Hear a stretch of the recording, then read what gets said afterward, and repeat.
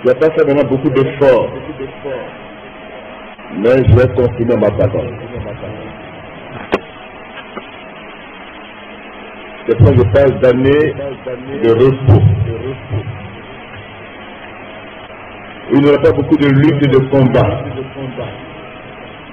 pas beaucoup d'efforts, d'explications. Mais chacun va expérimenter réellement cette confirmation dans sa vie. Dieu même se repose. Après que Dieu ait créé le monde et tout ce qui renferme, en 6 jours, le 7e jour, Dieu s'est reposé. Lui qui est Dieu. Parce qu'il a achevé ce qu'il voulait faire et il s'est reposé.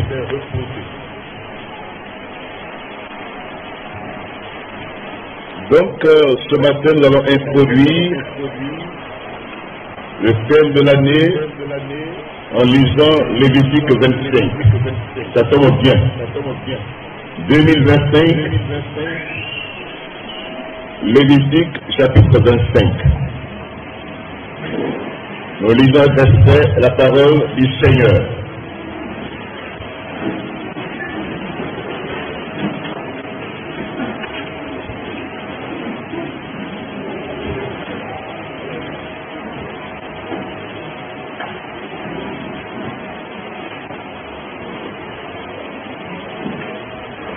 L'Éternel parla à Moïse sur le mont Sinaï et dit: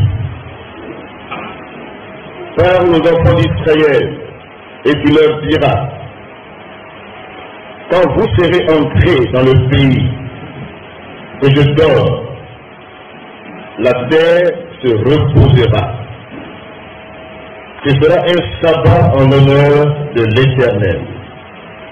Pendant 6 années, tu ensemenceras ton champ. Pendant 6 années, tu tailleras ta vigne et tu en recueilleras le produit.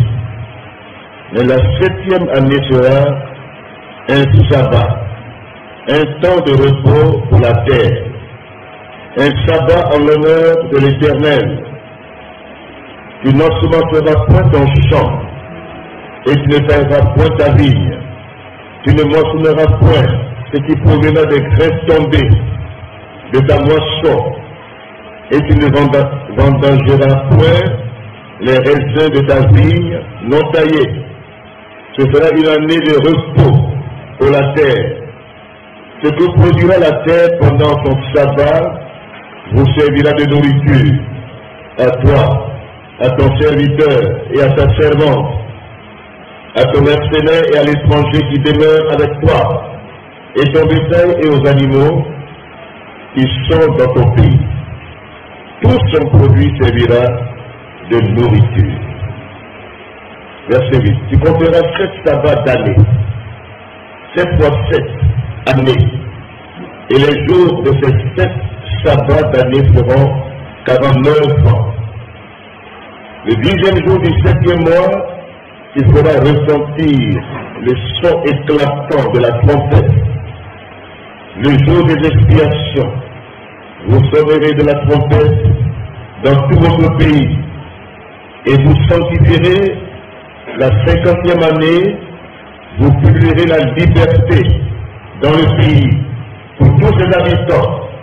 Ce sera pour vous le jubilé. Chacun de vous retournera dans sa propriété, et chacun de vous retournera dans sa famille. Que Dieu bénisse sa parole. Amen.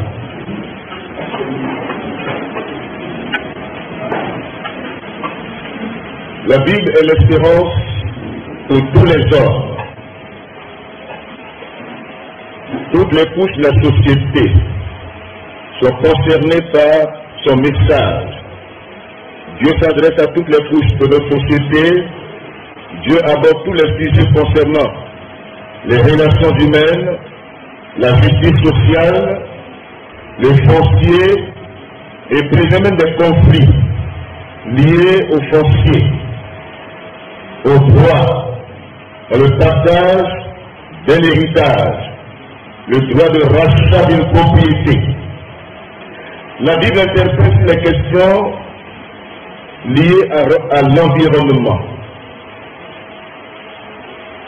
Dieu s'adresse non seulement aux hommes, aux êtres humains sur la terre, mais Dieu prend en compte le système écologique, environnemental. Dieu s'intéresse à tout ce qui concerne le bien-être de l'individu. La preuve, quand Dieu a créé le premier monde, dans Genèse chapitre 1, Dieu a tout mis à la disposition de l'homme. Il a placé l'homme dans un cadre idéal qu'on appelle le paradis ou bien le jardin d'Éden. C'est le jardin d'Éden, le jardin des délices où il faisait bon vivre. Adam et Ève étaient un cadre idéal. Dieu a tout mis à leur disposition pour qu'ils jouissent pleinement d'une bonne santé, d'un environnement sain. Dieu a tout prévu.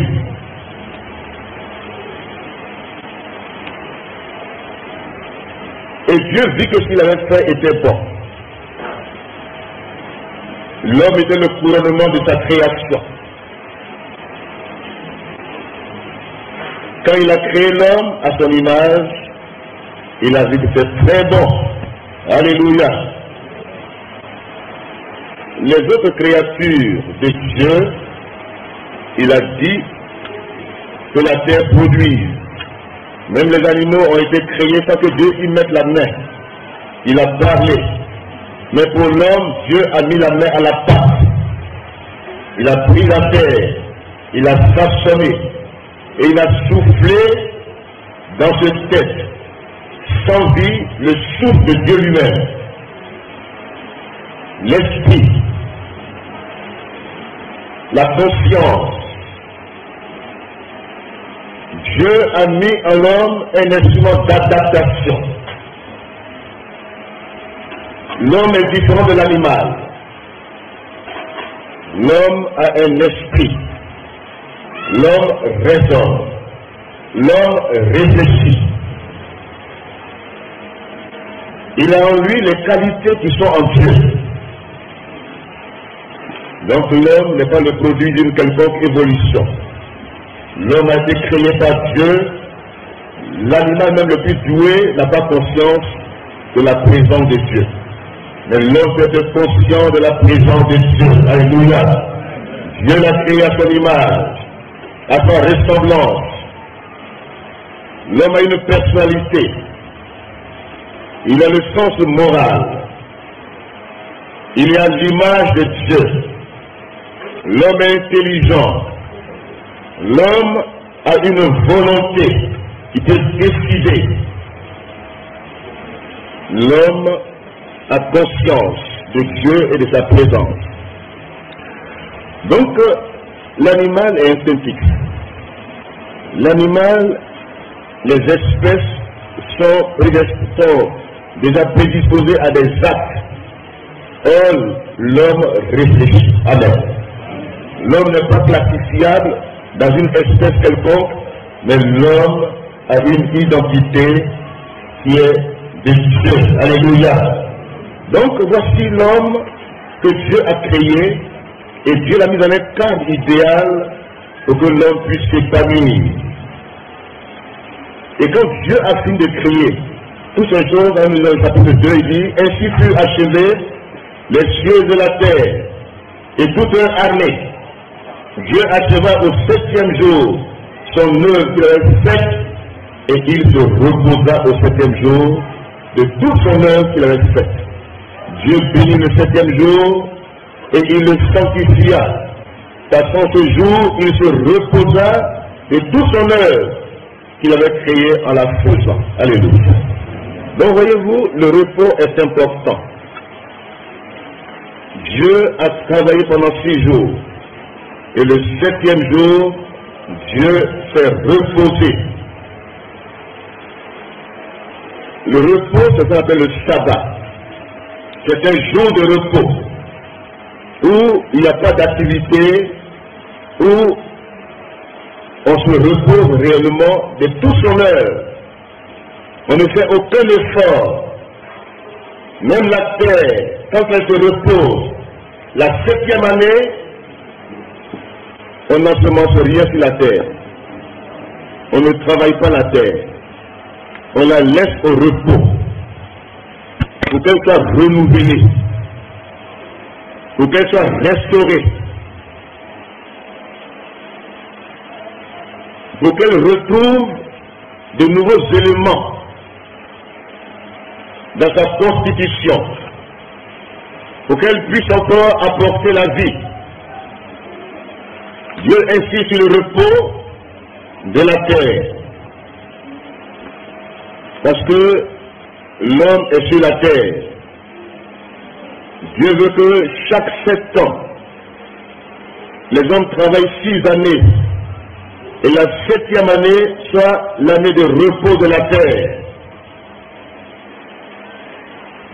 L'année du jubilé, l'année où on libère les captifs, l'année où on rachète les propriétés qui étaient vendues. À cause de la propriété, par exemple, on peut vendre sa terre. Sinon, on peut la céder pour un temps. Sinon, on ne vend pas la terre. Amen. La terre, c'est ton identité. C'est là où tu es lié. Donc, on va vendre la terre. Et c'est pas Dieu ici insiste sur le rachat des propriétés qui ont été vendues par cause de pauvreté.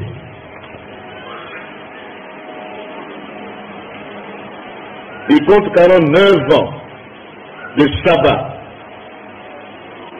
7 fois 7. C'est bien ça, hein? 49 ans. Et la 50e année, c'est l'année du jubilé. L'année de la délivrance.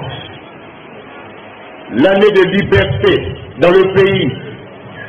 Et on publie la liberté dans tout le pays.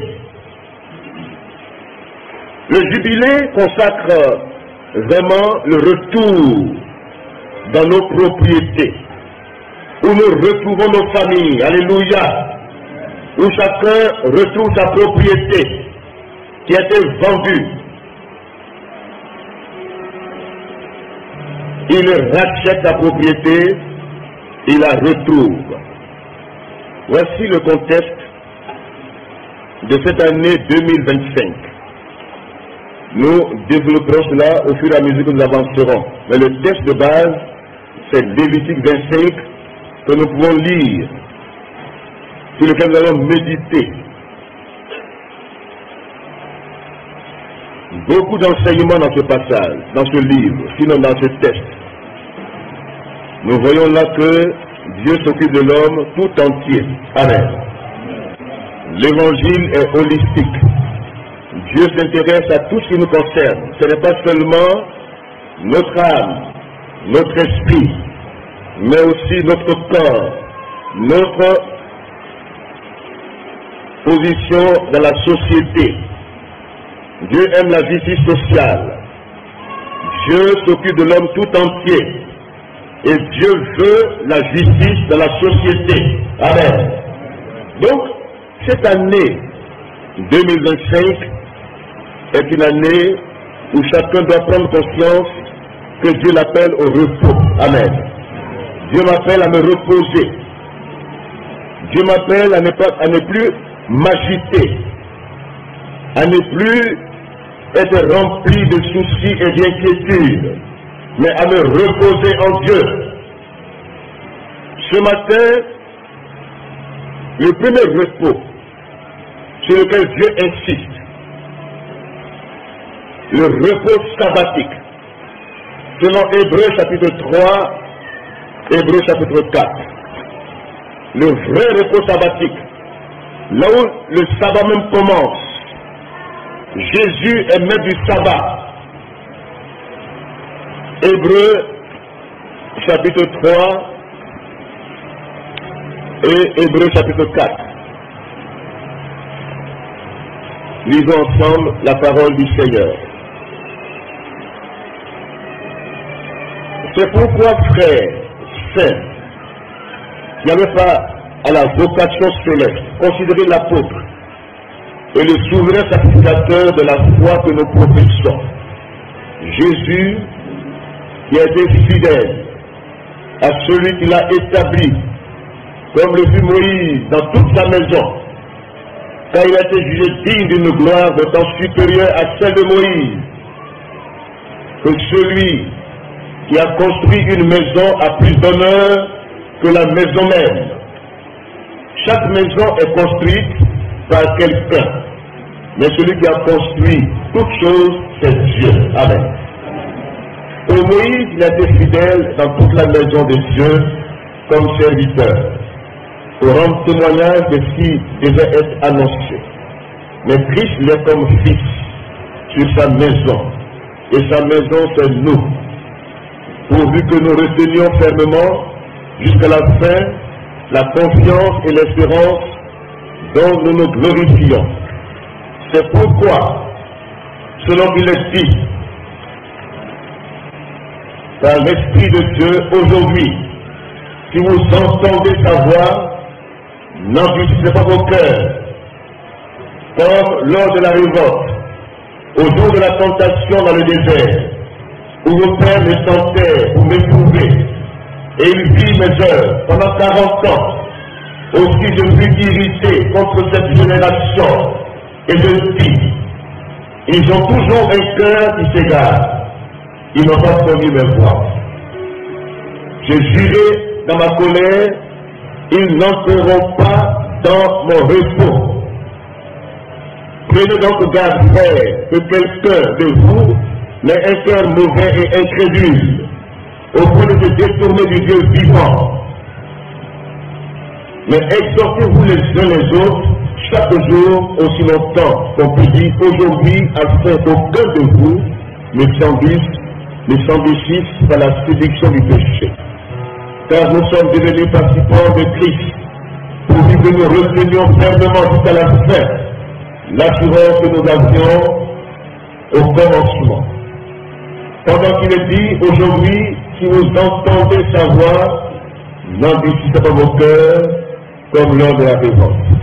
Qui fut en effet ceux qui se révoltèrent après avoir entendu sa voix, sinon tous ceux qui étaient sortis d'Égypte sous la conduite de Moïse, et contre qui fut-il irrité pendant 40 ans, sinon contre ceux qui péchèrent et dont les cadavres tombèrent dans le désert. Et c'est pourquoi, aujourd'hui, si nous entendons sa voix, n'endurcissons pas vos cœurs. Il y a donc un repos de sabbat, chapitre 4, verset 9. Il y a donc un repos de sabbat réservé au peuple de Dieu. Car celui qui entre dans le repos de Dieu se repose de ses œuvres, comme Dieu s'est reposé des ciels. Empressons-nous donc d'entrer dans ce repos, afin que personne ne tombe en donnant le même exemple de désobéissance. Amen. Donc il y a un vrai repos de sabbat, au-delà de ce que nous pouvons dire du contexte dans lequel l'homme se trouve. La vie humaine sur la terre, les relations humaines, les conflits, la préservation des conflits, la prévention des conflits, le droit de rachat, le droit de propriété. Tout cela est important pour que l'homme vive sainement sur cette terre. Le jubilé, la liberté qui est proclamée dans le pays, pour que toute personne entre en possession de son héritage. Mais le vrai repos dont parle ici le livre des Hébreux, le meilleur repos pour tout croyant, parce que si nous n'écoutons pas celui qui parle. Si nous voulons fuir ce qu'il dit, si nous montrons le même exemple d'endurcissement des cœurs, de désobéissance, nous ne pouvons pas entrer dans le repos de Dieu. Qu'est-ce qui peut nous empêcher d'entrer dans le repos sabbatique, le repos réservé au peuple de Dieu? Premièrement, ce qui peut empêcher quelqu'un d'entrer dans le vrai repos, le repos où on se repose de ces heures, où on n'est plus agité, où on se décharge. Quand Jésus dit « Venez à moi, vous tous qui êtes fatigués et chargés, et je vous donnerai le repos, le vrai repos de nos âmes, de notre esprit. » Ceux qui sont empêchés d'entrer dans ce repos, c'est ceux qui donnent l'exemple d'avoir un cœur incrédule, un mauvais cœur. Hébreux, chapitre 3, verset 12. N'endurcissez pas vos cœurs, comme lors de la révolte. Ces personnes qui ne sont pas entrées dans le repos ont endurci leur cœur. Ils ont eu un cœur mauvais. Quand Moïse les a fait sortir d'Égypte, pendant 40 ans, ils ont tourné en rond dans le désert. Et ils sont tous tombés dans le désert à cause de l'endurcissement du cœur, à cause du mauvais cœur, à cause de la désobéissance. Ils sont restés dans le désert. Ils ne sont pas entrés à Canaan, le lieu de délice et de repos. Oh, il y a un Canaan spirituel pour le peuple de Dieu. Il y a un repos sabbatique pour le peuple de Dieu. Ce qui va nous empêcher d'entrer dans ce repos, premièrement, c'est l'incrédulité. Amen. L'incrédulité. C'est le péché qui est comme le blasphème. C'est-à-dire on blasphème l'esprit de grâce, l'esprit de Dieu. L'incrédulité est le péché grave qu'on peut commettre. La résistance au Saint-Esprit, avoir un cœur mauvais, malgré tout ce qu'on vit, tout ce que Dieu fait, les miracles qu'il opère, les délivrances, Dieu nous conduit, Dieu nous protège, Dieu veille. Mais le cœur mauvais, le cœur incrédule, refuse la repentance sincère, l'abandon des mauvaises voies. Dans le désert, le peuple a tourné, ils ont suivi des voies détournées, ils n'ont pas cru à ce que Dieu a dit, la terre promise, qui était le but final. Ils ont résisté à Dieu, ils sont revoltés contre Dieu. Dans les plaines de Moab, ils sont livrés au plaisir, à la débauche, et beaucoup sont tombés par incrédulité. Et c'est pourquoi Dieu dit, si vous entendez aujourd'hui la voix du Seigneur, n'endurcissez pas vos cœurs. Amen. N'endurcissez pas vos cœurs. Un cœur endurci est un cœur insensible à la voix de Dieu. Un cœur endurci est un cœur qui fait fi des avertissements de Dieu. Un cœur endurci est un cœur désobéissant. Un cœur qui suit ses propres voies et qui laisse de côté la voix de Dieu. Un cœur endurci est un cœur qui manque de foi en Dieu. Un cœur rempli de doute, de crainte, d'inquiétude. Un cœur endurci ne croit pas à la parole de Dieu. Un cœur endurci ensuite se révolte contre Dieu, s'oppose à Dieu et à son plan, s'oppose à la volonté de Dieu. La révolte dans le cœur des hommes aujourd'hui qui veulent exclure Dieu de leur contexte. Dieu n'existe plus pour eux. Ils se revendent contre Dieu. Ils font fi des exigences divines, des règles, les valeurs morales, spirituelles. Ils font fi de ces valeurs. Ils les mettent de côté. Ils ont d'autres valeurs, d'autres considérations. Ils se disent qu'il y a plusieurs choix. On peut choisir. Il n'y a plus un choix absolu. Il y a plusieurs choix. Et les hommes se révoltent contre Dieu parce que leur cœur est devenu endurci. Un cœur endurci pêche volontairement. Un cœur endurci se moque de Dieu. Ils ne craignent pas Dieu. Et aujourd'hui, la crainte de Dieu commence à disparaître. Dans tous les milieux, que ce soit des milieux évangéliques, protestants, dans nos églises, on a tendance à ne plus craindre Dieu. Beaucoup de doctrines sont à la mode. Le tout interdit s'installe. Le libertinage. On se permet, on fait ce qu'on veut dans la maison de Dieu. On ne craint plus l'Éternel. On se dit, mais de tout ce qu'on fait, l'homme est dans la chair. Donc, il n'y a pas de perfection sur cette terre. Dans tout le langage. Il n'y a pas de perfection. C'est vrai, mais il faut tendre vers la perfection. Alléluia. Il faut tendre vers la perfection. Il ne faut pas outrager l'esprit de grâce. Le même 10 degrés nous dit dans le chapitre 10, si nous péchons volontairement, après avoir connu la vérité, il n'y a plus possibilité de sacrifice pour nos péchés. Parce que là nous péchons volontairement. Nous outrageons l'esprit de grâce.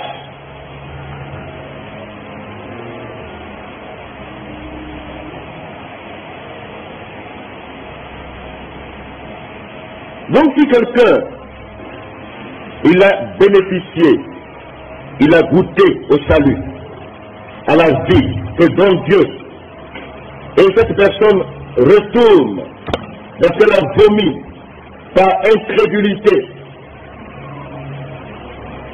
c'est une chose terrible de tomber entre les mains du Dieu vivant.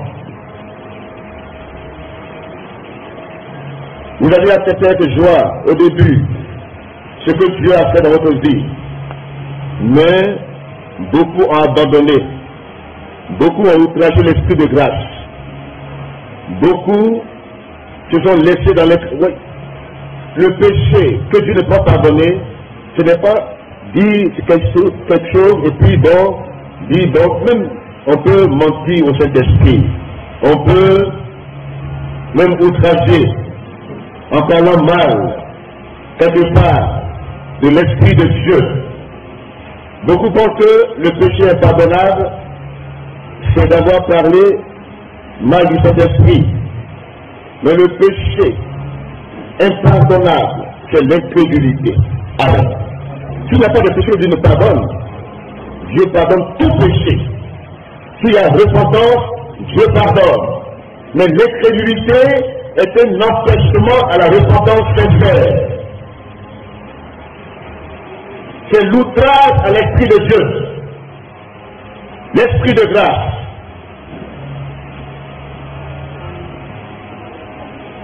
Lisons ça dans Hébreux chapitre 10, verset 26. Car si nous péchons volontairement, après avoir reçu la connaissance de la vérité, il ne reste plus de sacrifice pour les péchés, mais une attente terrible du jugement et l'ardeur d'un feu qui dévorera les rebelles. Celui qui a violé la loi de Moïse meurt sans miséricorde. Si la déposition de 2 ou de 3 témoins, de quel pire châtiment pensez-vous que sera jugé digne celui qui aura foulé aux pieds le Fils de Dieu, qui aura tenu pour profane le sang de l'alliance par lequel il a été sanctifié et qui aura outragé l'esprit de la grâce.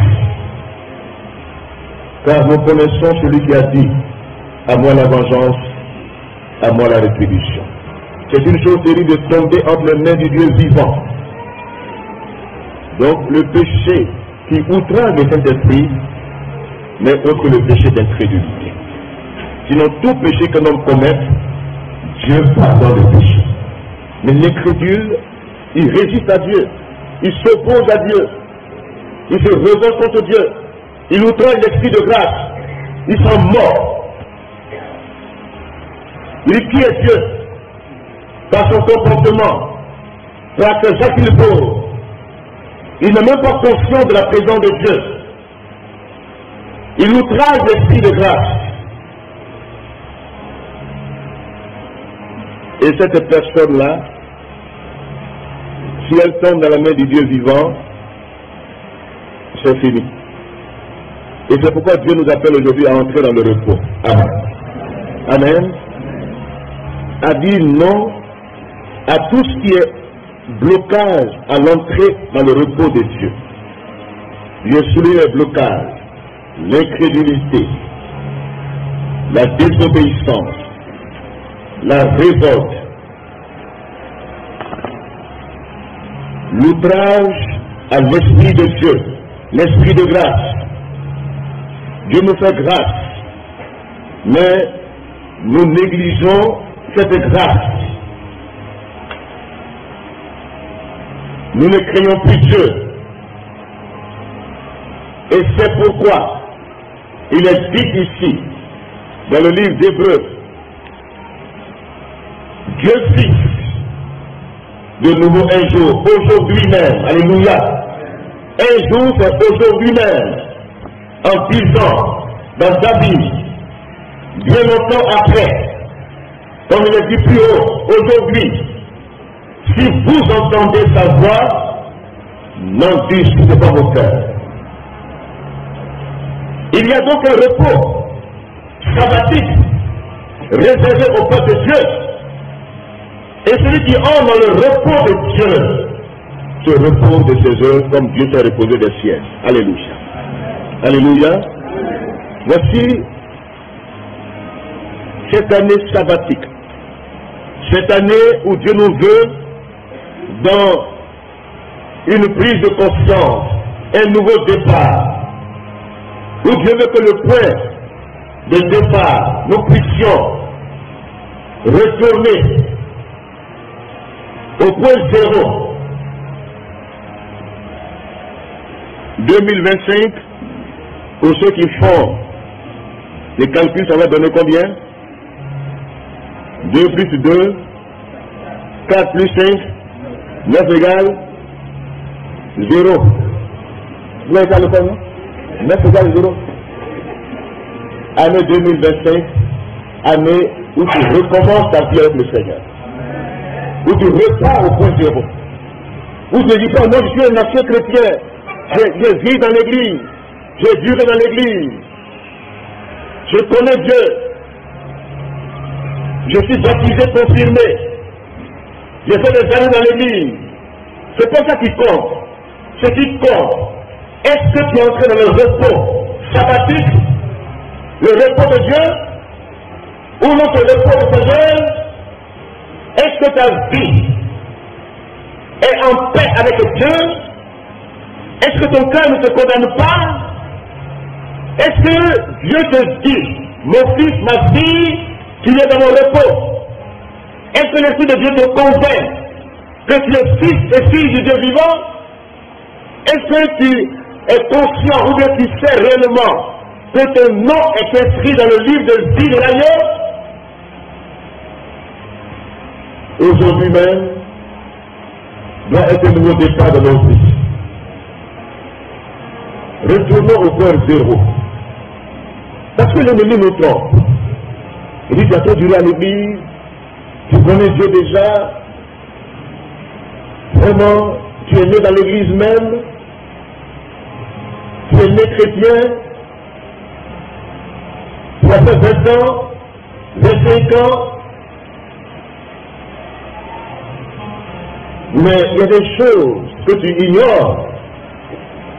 C'est que si tu n'es pas vraiment entré dans le repos de Dieu, et que tu mènes une vie chrétienne sans fondement, sans aucune base solide, elle sera exposée à tout vent de doctrine.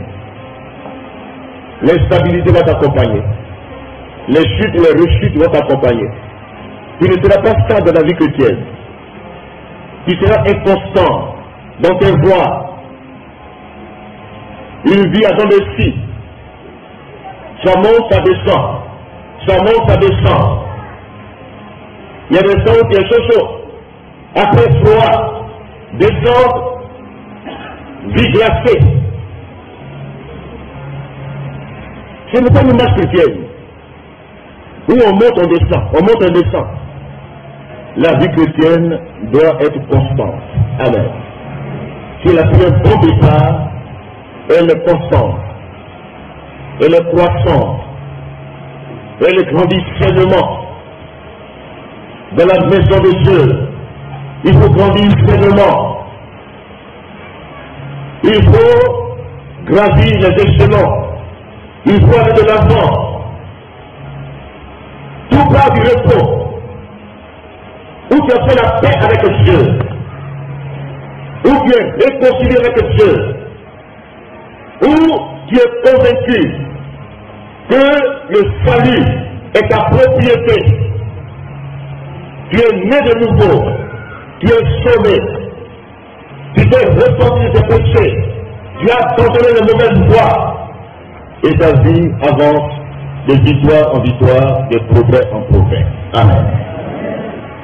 Voici le repos de Dieu. Beaucoup se posent la question, mais est-ce qu'on est dans l'Ancien Testament?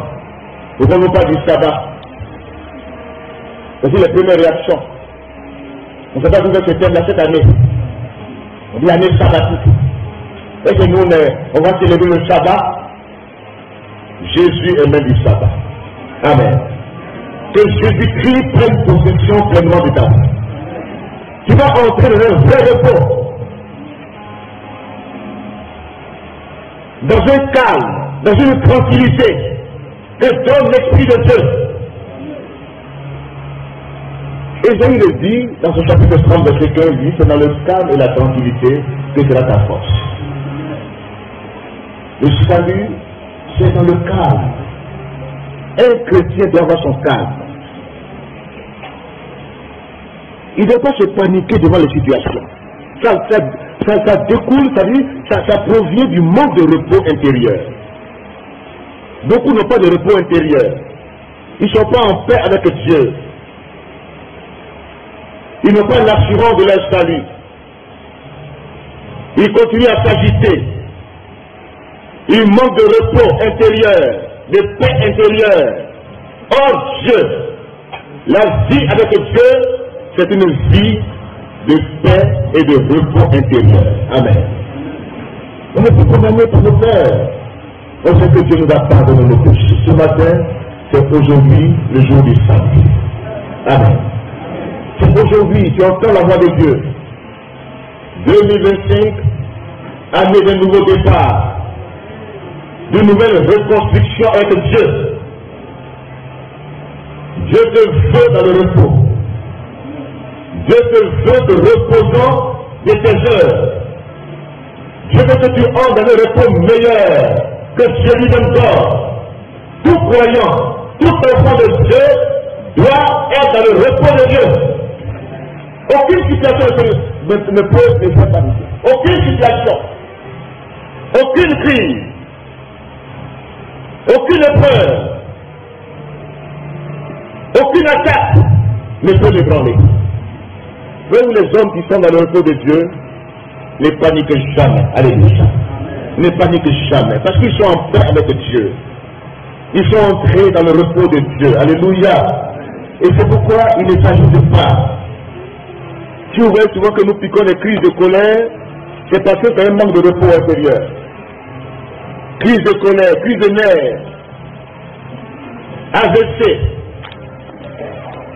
tension, manque de repos intérieur. Il y a des types de crises de colère, on ne les reconnaît pas.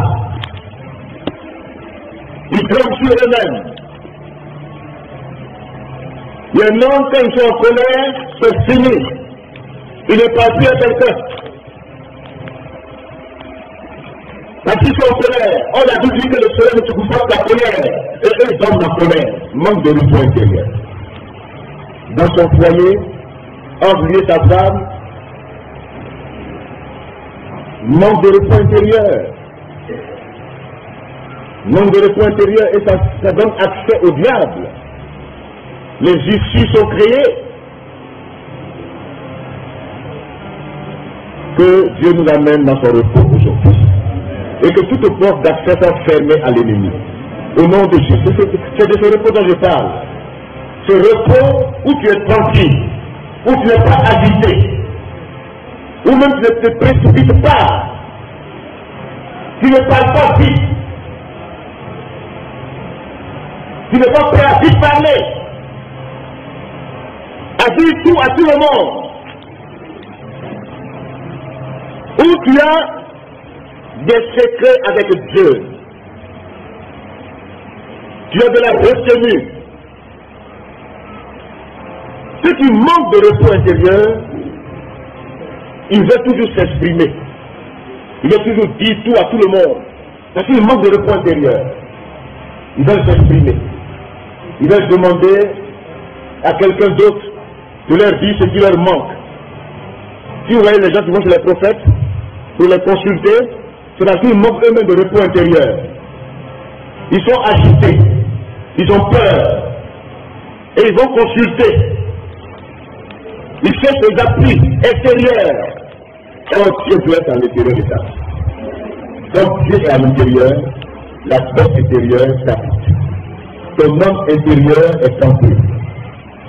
Ton être tout entier vit le repos de Dieu. Amen. Voici ce matin l'introduction à ce thème de l'année 2025. Entrons dans le repos de Dieu.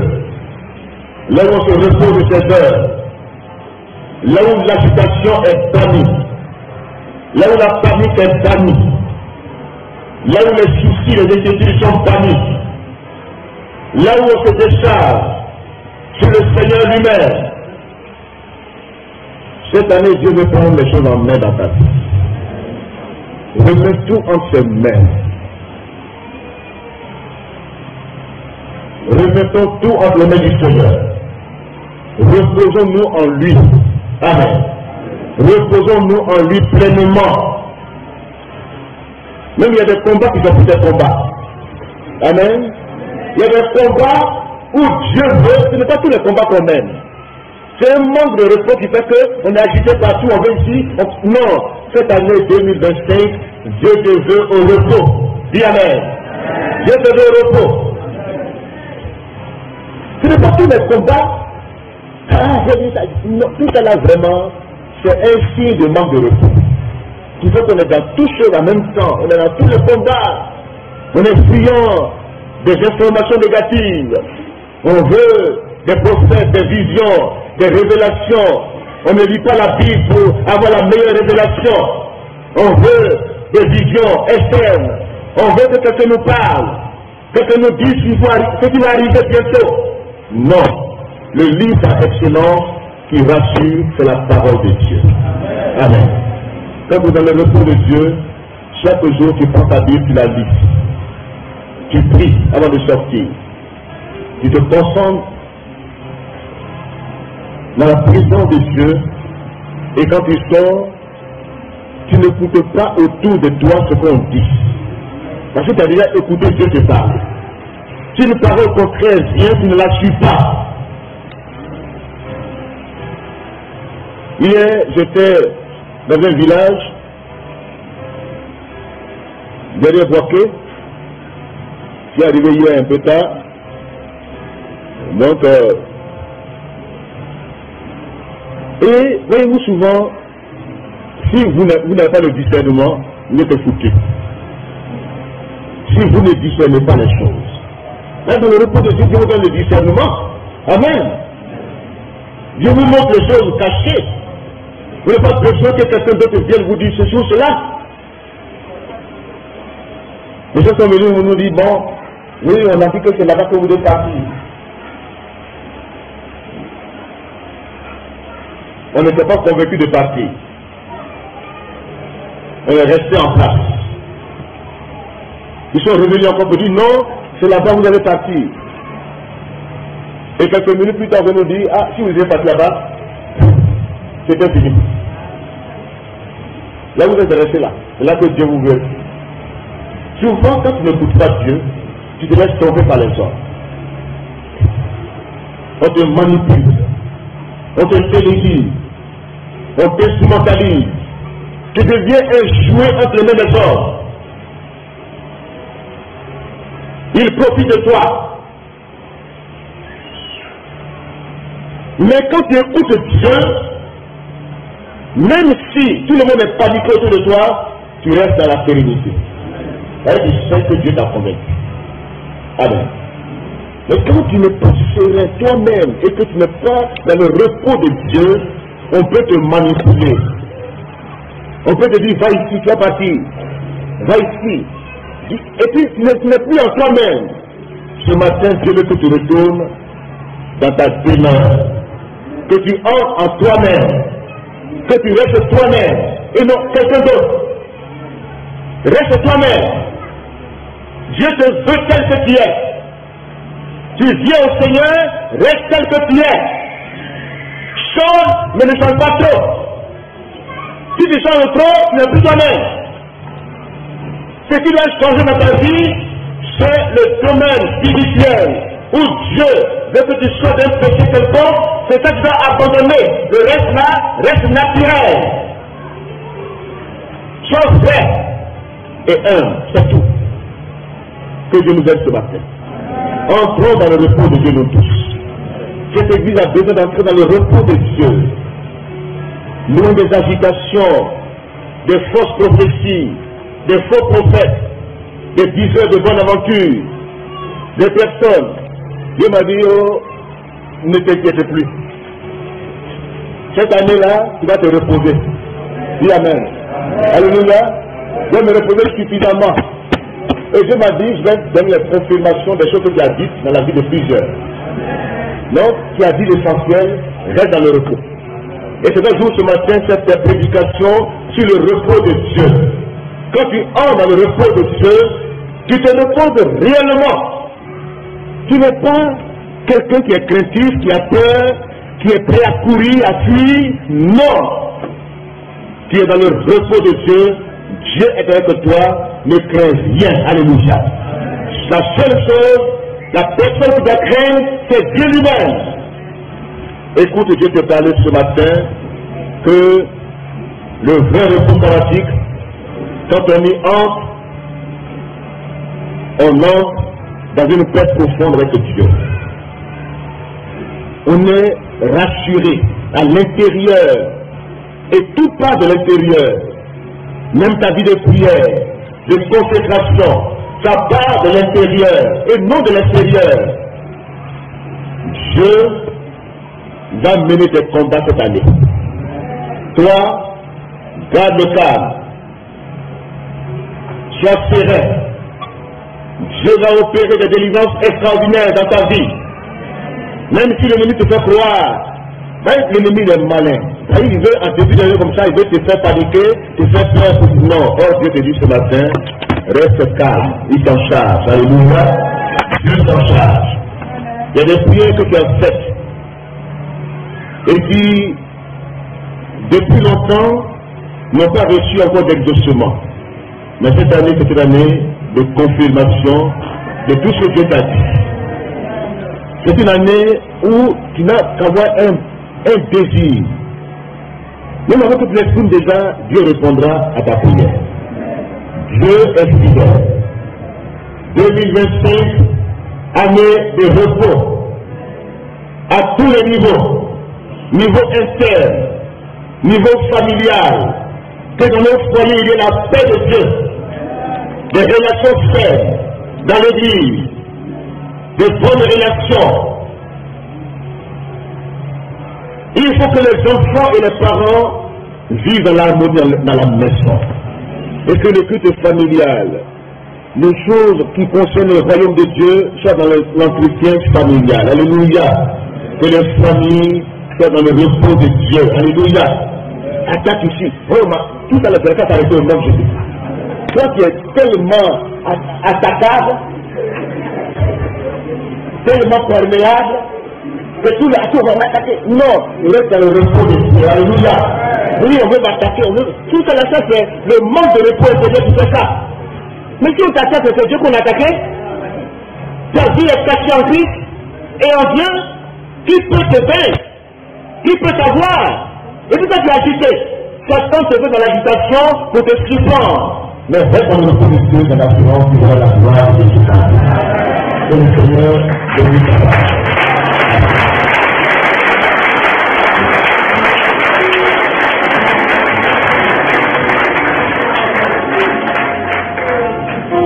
Nous allons nous tenir de nous entendre.